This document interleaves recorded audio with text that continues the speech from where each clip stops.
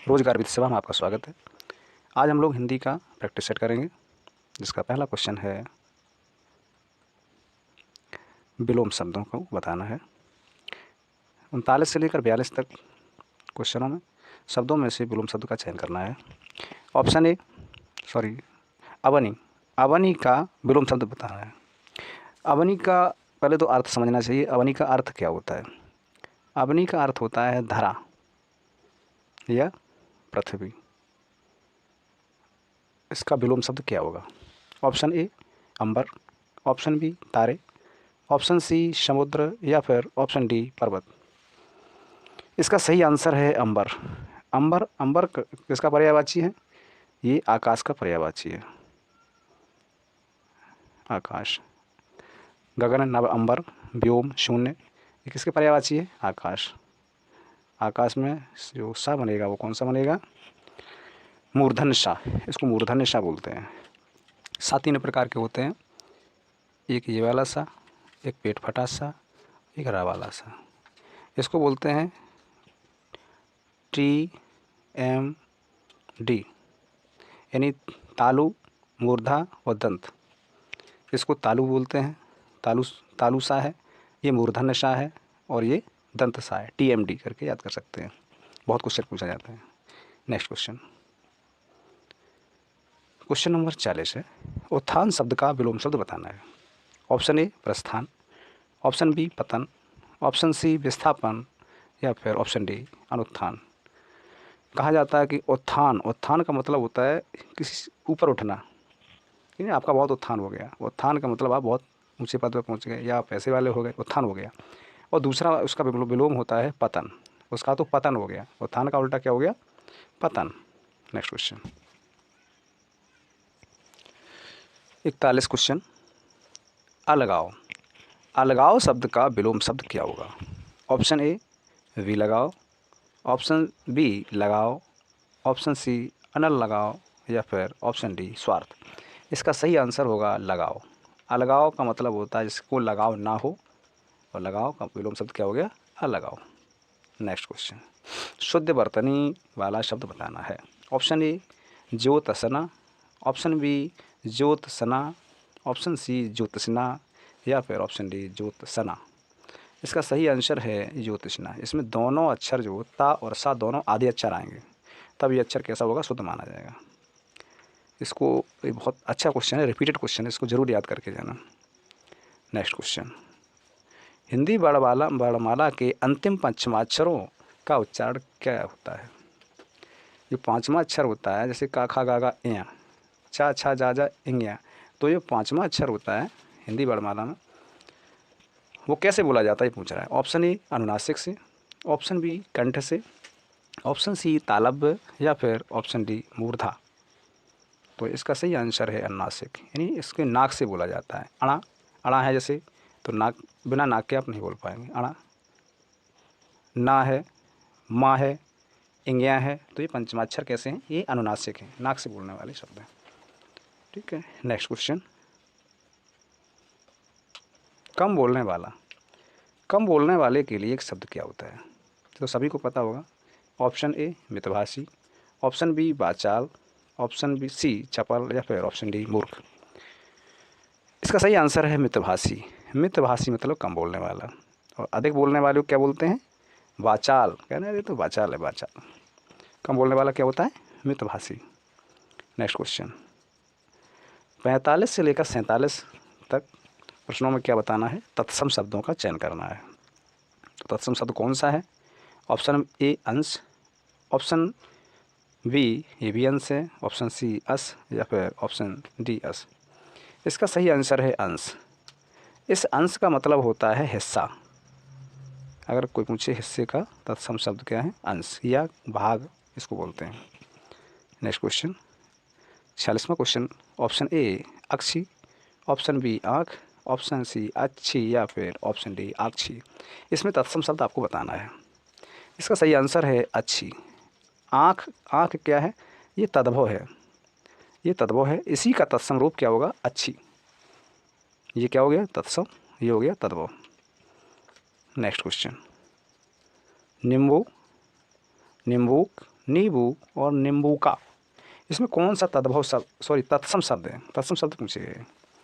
तो ये नींबू है ना, नींबू, नींबू का तत्सम शब्द है निम्बूक। तत्सम शब्द, जो शब्द शुद्ध शब्द होते हैं वो तत्सम शब्द होते हैं। इन संस्कृत से उठाए हुए डायरेक्ट शब्द कैसे होते हैं, तत्सम शब्द होते हैं। और जिनका बदला हुआ रूप, जिनका आम भाषा में जो लोग हम लोग यूज कर लेते हैं वो होता है तद्भव रूप। तो नींबू को हम लोग यूज कर लेते हैं, लेकिन नींबू नहीं होता है, शुद्ध होता है निम्बूक। नेक्स्ट क्वेश्चन, अच्छा क्वेश्चन है। गुणवाचक विशेषण बताना है। गुणवाचक विशेषण नहीं वाक्य संबंधित नहीं है, यानी गुणवाचक विशेषण किसमें नहीं है ये पूछ रहा है। क्वेश्चन को ध्यानपूर्वक पढ़ें, उसके बाद आंसर दें। ऑप्शन ए, वह गधा भाग रहा है। क्या ये गुणवाचक विशेषण है या नहीं है ये। ऑप्शन बी, रवि उदंड लड़का है। ऑप्शन सी, मृदुला की वाणी मृदु है। ऑप्शन डी, जोगेंद्र पंजाबी गीत गाता है। बताइए इसमें गुणवाचक विशेषण कौन नहीं है। देखो, रवि उदंड लड़का है, उदंड उसकी विशेषता बता रहा है, इसका मतलब गुण बता रहा है, इसका मतलब गुणवाचक है। मृदुला की वाणी कैसी है, मृदु वाणी है, ये भी गुण बता रहा है। जोगेंद्र पंजाबी गीत गा रहा है, कैसा गीत गा रहा है, पंजाबी गीत, तो पंजाबी है जो शब्द वो भी गुणवाचक है। लेकिन गधा, वह गधा भाग रहा है, इसमें कोई क्या है, गुणवाचक विशेषण नहीं है। इस प्रकार इसका सही आंसर कौन सा हो गया, ऑप्शन ए, गुणवाचक विशेषण नहीं है। नेक्स्ट क्वेश्चन, सुंदर, सुंदर विशेषण का स्त्रीलिंग बताना है। जैसे श्याम बहुत सुंदर है, तो इसका स्त्रीलिंग रूप कैसे बनाएं, सुंदर का स्त्रीलिंग में कैसे परिवर्तित करेंगे। ऑप्शन ए, सुंदरा। ऑप्शन बी, सुंदरी। या ऑप्शन सी, सुंदरी। Option D, सुनंदरा। सुनंदरा, इसका जैसे सुंदर का अगर हम विशेषण चेंज करेंगे स्त्रीलिंग में तो क्या हो जाएगा हमारा, ऑप्शन सी, सुंदरी। सुंदरी, विश्व सुंदरी ऐसे बोल देते हैं हम लोग। नेक्स्ट क्वेश्चन, लजीज, लजीज के लिए कौन सा वाक्य उपयुक्त है। ऑप्शन ए, महेश ने लजीज मकान बनवाया है। ऑप्शन बी, राधा दिखने में बहुत लजीज है। ऑप्शन सी, मंजीत ने लजीज कार्रवाई की। या फिर ऑप्शन डी, धनंजय लजीज व्यंजन बनाने में माहिर है। हम लोग क्या कहते हैं, लजीज, लजीज क्या होती है, व्यंजन होते हैं, जो खाने वाली अच्छी चीज़ें होती हैं बहुत लजीज होती हैं। तो इसमें मकान क्या खाने वाला कोई नहीं, ये हो नहीं सकता है। राधा दिखने में बहुत लजीज है, नहीं, राधा दिखने में बहुत सुंदर है, लजीज नहीं, ये गलत है। मंजीत ने लजीज कार्रवाई की। ऑप्शन सी, मंजीत ने लजीज कार्रवाई की, ये भी लजीज यहाँ भी नहीं हो सकता है। ऑप्शन डी इसका सही आंसर है, धनंजय लजीज व्यंजन बनाने में माहिर है। लजीज व्यंजन का मतलब होता है अच्छे स्वाद वाले व्यंजन, जिसमें स्वाद अच्छा हो उसे बोलते हैं लजीज। तो यहाँ ऑप्शन डी सही होता है। नेक्स्ट क्वेश्चन, अश्व का पर्यायवाची शब्द है। ऑप्शन ए, घोटक। ऑप्शन बी, अनंत। ऑप्शन सी, सुरपति। या फिर ऑप्शन डी, दिनकर। बताइए इसका सही आंसर क्या है। पर्यायवाची, पर्यायवाची तो आपको बिल्कुल मौखिक रूप से याद होने चाहिए। पर्यायवाची हुए, विलोम शब्द हुए, ये तो बिना ऑप्शन देखे बताना चाहिए आपको। अश्व, अश्व के पर्यायवाची क्या होते हैं, अश्व, घोड़ा, हेय, तरंग, घोड़क, सेंधव, ये किसके पर्यायवाची हैं, अश्व के। तो इसका क्या हुआ, घोटक, घोटक, घोटक, सेंधव, ये उसे अश्व, घोड़ा के। नेक्स्ट क्वेश्चन, गोटी लाल होना, गोटी लाल होना मुहावरे का अर्थ है। ऑप्शन ए, गोटी में रंग लगाना। ऑप्शन बी, जीतना। ऑप्शन सी, लाभ होना। या फिर ऑप्शन डी, शादी होना। कहा जाता है आपकी तो गोटी लाल हो गई, मतलब आपको लाभ हो गया, यानी अधिक लाभ होना। लाभ होना का मतलब होता है गोटी लाल होना। नेक्स्ट क्वेश्चन, निशंक शब्द में प्रयुक्त उपसर्ग है। ऑप्शन ए, नी। ऑप्शन बी, नि। ऑप्शन सी, निस। ऑप्शन डी, नि, नी। पहले तो आप अगर उपसर्ग या प्रत्यय जानना चाहेंगे तो उसका संधि विच्छेद जानना जरूरी है।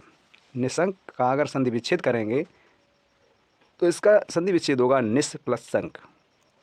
तो इसका उपसर्ग क्या हो जाएगा, निस, निस प्लस संक बराबर निशंक। उपसर्ग हमेशा कहाँ लगाए जाते हैं, शब्द के पहले। प्रत्यय हमेशा कहाँ लगाए जाते हैं, शब्द के बाद में जुड़े जाते हैं। अच्छा क्वेश्चन, चाप का अर्थ क्या है। ऑप्शन ए, दबाना। ऑप्शन बी चुप करना, या फिर ऑप्शन सी धनुष, या फिर ऑप्शन डी प्रत्यंचा। चाप कैसे, हम चाप चाप कैसा होता है, इस तरीके से चाप लगाते हैं हम लोग। तो चाप का अर्थ का मतलब यही होता है धनुष, धनुष जैसा बन रहा है ये चाप। तो इसका सही आंसर है ऑप्शन सी धनुष। चाप का पर्यायवाची क्या है, धनुष, या अर्थ धनुष। नेक्स्ट क्वेश्चन, और ये चिरायु का उपसर्ग पूछा है। चिरायु में उपसर्ग क्या है, ऑप्शन ए ची, ऑप्शन बी चिर, ऑप्शन सी चिरा, या फिर ऑप्शन डी आयु। आयु हो नहीं सकता है क्योंकि उपसर्ग कहाँ लगाए जाते हैं, शब्द के पहले। तो इसका सही आंसर होगा चिर प्लस आयु। चिरायु का अगर हम संधि विच्छेद करेंगे तो क्या होगा, चिर प्लस आयु, यानी लंबी आयु वाला बोलते हैं। चिर का मतलब होता है लंबी, लंबी आयु वाले को बोलते हैं चिरायु। चिरायु हो, हम लोग जो आशीर्वाद देते हैं कहते हैं चिरायु भवा, यानी लंबी आयु हो आपकी, आयुष्मान भवा। नेक्स्ट क्वेश्चन, लिखित का प्रत्यय, लिखित शब्द में कौन सा प्रत्यय है, ऑप्शन ए आ, ऑप्शन बी यात, ऑप्शन सी ता, या ऑप्शन डी अथ। प्रत्यय कहाँ लगाए जाते हैं, हर समय शब्द के बाद। तो आ हो सकता है, नहीं हो सकता है यात। इसका सही आंसर है अथ, लिख प्लस अथ, लिख प्लस अथ होता है। नेक्स्ट क्वेश्चन, पवित्र शब्द का संधि विच्छेद है, ऑप्शन ए ओ प्लस इत्र, ऑप्शन बी पव प्लस इत्र, ऑप्शन सी पव प्लस इत्र, या फिर ऑप्शन डी पा प्लस इत्र। इसका सही आंसर है पो प्लस इत्र। पो प्लस इत्र बराबर पवित्र। इसमें संधि अगर पूछी जाती है तो कौन सी संधि होगी, आयादी संधि होगी। क्यों, आयादी संधि की पहचान है आय आव शब्द इसमें लगे होते हैं। पाक पवित्र आय आव, पो प्लस इत्र का संधि विच्छेद, पवित्र शब्द का संधि विच्छेद क्या हो, पो प्लस इत्र। कौन सी संधि है, आयादी संधि। नेक्स्ट क्वेश्चन, अशुद्ध बर्तनी वाला शब्द कौन सा है, ये बताना है इसमें। ऑप्शन ए कन्या, ऑप्शन बी कन्हैया, या फिर ऑप्शन सी कैलाश, या फिर ऑप्शन डी करुण। नेक्स्ट क्वेश्चन है, अशुद्ध बर्तनी वाला शब्द बताएं, बताओ। कन्हैया, सॉरी, ऑप्शन ए कन्या, option B Kanhaiya, option C Kailash, या फिर ऑप्शन डी करुण। अशुद्ध बर्तनी बताने है। अशुद्ध बर्तनी वाला शब्द कन्या को कैसे लिखा जाता है, बिल्कुल सही लिखा। कन्हैया भी बिल्कुल सही लिखा है, कैलाश भी बिल्कुल सही लिखा है, और कर्म भी सही लिखा है। इसमें सभी ऑप्शन सही लिखे हैं, कोई अशुद्ध बर्तनी है ही नहीं। ये गलत टाइप हो गया क्वेश्चन। इसका आंसर, इसका कन्या भी सही लिखा, कन्हैया भी सही लिखा है, कैलाश भी सही लिखा, और कर्म भी सही लिखा है। इसका मतलब ये गलत टाइप क्वेश्चन हो गया है। नेक्स्ट क्वेश्चन की ओर चलते हैं। निम्नलिखित में से कौन चंचला शब्द का अनेकार्थी नहीं है, चंचला, चंचला। Option A Lakshmi, option B बिजली, ऑप्शन सी चंचल स्त्री, या फिर ऑप्शन डी घेरा। चंचला शब्द लक्ष्मी का होता है, सही है। बिजली का भी होता है, चंचला चपला बिजली का भी होता है। चंचल स्त्री को भी कहते हैं, लेकिन घेरा शब्द ऐसा है जिसका अनेकार्थी शब्द नहीं है। Next question, चतुरानन। चतुरानन का अर्थ है चार हैं आनंद जिसके, यानी चार आनंद को मतलब चार मुख वाले। किस समास का उदाहरण है, ऑप्शन ए बहुब्री, ऑप्शन बी तत्पुरुष समास, या फिर ऑप्शन सी कर्मधारय, या इनमें से कोई नहीं। इसका सही आंसर है ऑप्शन ए बहुब्री समास। कि इसमें क्योंकि तीसरा पद प्रधान होता है। चार हैं आनंद जिसके, तीसरा अर्थ निकलता है जाके इसका, चार हैं आनंद जिसके अर्थात ब्रह्मा जी, तो यहाँ बहुब्री समास हो गया। तत्पुरुष समास हो नहीं सकता है, क्योंकि तत्पुरुष समास में क्या होता है, योजक चिन्हों, सॉरी उसका कारक चिन्हों का लोप होता है। और कर्मधारय हो नहीं सकता है, क्योंकि इसमें विशेषता बताई जाती है। तो इसका सही आंसर हो गया ऑप्शन ए बहुब्री समास। घी के दिए जलाना मुहावरे का अर्थ है, ऑप्शन ए दीपावली के दिन पूजा करना, ऑप्शन बी धन मिलना, ऑप्शन सी खुशी मनाना, या फिर ऑप्शन डी निश्चिंत होकर सोना। इसका सही आंसर है, कहा जाता है कि आज घी के दिए जलाए। कब घी के दिए जलाए जाते हैं, जब बहुत खुशी मनाई जाती है। दीपावली के दिन हम लोग घी के दिए जलाते हैं, क्यों, क्योंकि उस दिन क्या हुआ था, श्री राम जी लौट कर आए थे, तो खुशी मनाई होगी लोगों ने, तभी तो घी के दिए जलाए होंगे। तो खुशी मनाना का मतलब होता है घी के दिए जलाना। नेक्स्ट क्वेश्चन, और ये बताना है इसमें, कौन सा वाक्य शुद्ध है? भक्तों की सेना जा रही थी। ऑप्शन बी, भक्तों की मंडली जा रही थी। ऑप्शन सी, भक्तों की टुकड़ी जा रही थी। या फिर ऑप्शन डी, भक्तों की भीड़ जा रही थी। इसमें कौन सा वाक्य शुद्ध है? क्या भक्तों की सेना होती है? नहीं, भक्तों की सेना तो नहीं। भक्तों की मंडली, हाँ ये बात सही है, भक्तों की मंडली होती है। इसका आंसर ऑप्शन बी, भक्तों की टुकड़ी ये भी नहीं होती। भक्तों की भीड़ जा रही थी, ये भी अच्छा शब्द वाक्य नहीं है। तो इसका सही आंसर है भक्तों की मंडली जा रही थी, ये वाक्य शुद्ध है। अच्छा क्वेश्चन, इंपॉर्टेंट क्वेश्चन। स्वर कितने प्रकार के होते हैं? ऑप्शन ए 3 प्रकार के, ऑप्शन बी 6 प्रकार के, ऑप्शन सी 7 प्रकार के, या फिर ऑप्शन डी 8 प्रकार के। कितने प्रकार के होते हैं? नंबर 1 हास्य स्वर, नंबर 2 दीर्घ स्वर, नंबर 3 क्या होता है? प्लूत स्वर। 3 प्रकार के स्वर होते हैं, हास्य, दीर्घ और प्लूत, ये होते हैं। तो हास्य स्वर होते हैं जैसे छोटा आ, छोटी ई, जिसमें छोटा शब्द लग जाए, छोटा आ, छोटी ई, छोटा ऊ, रेरी, ये होते हैं हास्य स्वर, मतलब छोटा लग जाए। और दीर्घ स्वर जैसे बड़ा आ, बड़ी ई, बड़ा ऊ, अगर दीर्घ लग जाता, बड़ा शब्द लग जाता है तो दीर्घ हो गया। और प्लुत स्वर वो होता है जिसमें क्या होता है कि बोलने में लगभग इनसे 3 गुना आवाज़ है, जैसे ओम, क्या हो गया? ये प्लुत स्वर हो गया। तो स्वर कितने प्रकार के होते हैं? 3 प्रकार के स्वर हो गए। इसका सही आंसर होगा ऑप्शन ए, 3 प्रकार के। प्लीज़ चैनल को सब्सक्राइब, लाइक और शेयर कर दें। नेक्स्ट क्वेश्चन, वैदेही वनवास पुस्तक के लेखक कौन है? ये तो सभी बच्चा को पता होगा, वैदेही वनवास बहुत अच्छी पुस्तक है। किसकी पुस्तक है? ऑप्शन ए बिहारी जी की, ऑप्शन बी भारतेंदु हरिश्चंद्र जी की, ऑप्शन सी मैथिली शरणगुप्त, या फिर ऑप्शन डी अयोध्या सिंह उपाध्याय हरिऔध।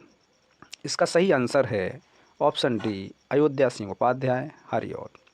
कभी कभी हरिऔध ही लिख के आ जाता है। हरिऔध जी का पूरा नाम है अयोध्या सिंह उपाध्याय हरिऔध। अच्छा, अज्ञेय जी का पूरा नाम भी बताएं, कमेंट बॉक्स में लिखें। अज्ञेय जी का पूरा नाम क्या है? नेक्स्ट क्वेश्चन, भरपेट का उपसर्ग है क्या? भरपेट में कौन सा उपसर्ग कहाँ लगाए जाते हैं? शब्द में पहले लगाए जाते हैं, शब्द पहले जुड़े जाते हैं उपसर्ग। ऑप्शन ए भा, ऑप्शन बी भर, ऑप्शन सी भरप, या फिर ऑप्शन डी भर। इसका सही आंसर है भर। इसका सही आंसर है ऑप्शन डी भर, ये वाला भर, ये भर नहीं। इसमें रा में हलंत लगा हुआ है, विशेष तौर पर देख लें। इसमें हलंत लगा होता है वो आधा अक्षर माना जाता है, और ये इसमें हलंत नहीं लगा होता है उसको पूरा अक्षर माना जाता है। तो इसका आंसर कौन सा हुआ? डी। नेक्स्ट क्वेश्चन, दुर्ग का संधि विच्छेद क्या होगा? ऑप्शन ए दु प्लस रग, ऑप्शन बी दुह प्लस गा, ऑप्शन सी दुर प्लस उग, या फिर ऑप्शन डी दु प्लस रग। पहले तो दुर्ग का संधि विच्छेद करेंगे तो प्लस क्या होगा? इसका क्या होगा? दुह प्लस गा संधि विच्छेद, क्योंकि इसमें क्या होता है कि कौन सी संधि है? विसर्ग संधि आती है। दुर्ग, दुह प्लस गा, रा का लोप हो जाता है, तो यहाँ कौन सी संधि आ गई? विसर्ग संधि। विसर्ग संधि का ये उदाहरण है। नेक्स्ट क्वेश्चन, नीचे दिए गए शब्द का सही अर्थ चुनिए। ठिठोली शब्द का सही अर्थ क्या होता है? हंसी ठिठोली, क्या होता है इसका? ऑप्शन ए परिहास, ऑप्शन बी नाराज़गी, ऑप्शन बी ठगी, या फिर ऑप्शन डी खेल। हंसी ठिठोली क्या मतलब? खेल हो नहीं सकता है। ठिठोली का नाराज़गी ये तो उल्टा हो गया, ठगी भी नहीं हो सकता। इसका सही आंसर है परिहास। परिहास ही होता है ठिठोली का अर्थ। नेक्स्ट क्वेश्चन, और ये अच्छा क्वेश्चन, ऑप्शन ए क्या है? आगे खाली जगह पीछे खाई, मुहावरे का अर्थ बताना है। क्या होगा बताएं? आगे क्या होना चाहिए? आगे झरना पीछे खाई बन रहा है? क्वेश्चन नहीं बन रहा है। आगे पहाड़ पीछे खाई, ये भी नहीं बन रहा है। ऑप्शन सी बन रहा है आगे कुआ पीछे खाई, हाँ यही सही बन रहा है। तो इसका सही आंसर ऑप्शन सी, आगे कुआ पीछे खाई, मुहावरे का सही अर्थ हुआ है। इस प्रकार नेक्स्ट क्वेश्चन क्यों चलते हैं। और दोहा और सोरठा किस प्रकार के छंद हैं?